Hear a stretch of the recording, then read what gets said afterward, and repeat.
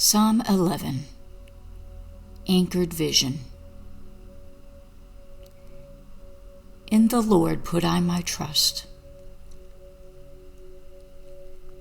How say ye to my soul, flee as a bird to your mountain? For lo, the wicked bend their bow.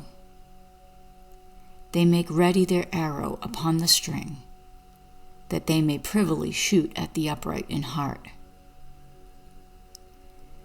If the foundations be destroyed, what can the righteous do? The Lord is in his holy temple. The Lord's throne is in heaven.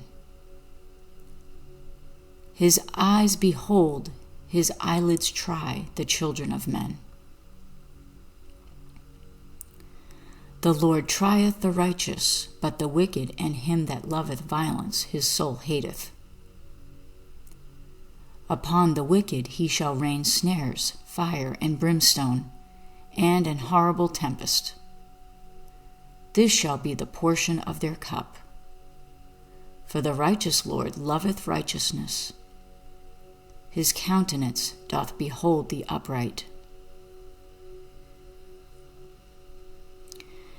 Devotional Meditation. Psalm 11 is a response to fear when everything around us feels unstable. If the foundations be destroyed, what can the righteous do? The answer is this: the Lord is in his holy temple. This psalm calls the soul to ascend into divine perspective and remain unmoved by worldly collapse. It is a prayer for the watchman, the truth speaker, and the remnant living in chaotic times. Its frequency strengthens inner architecture and trains the heart to see not as man sees, but through the gaze of the one whose throne is established above the storm. Invocation of Activation. Lord of the temple, I will not flee.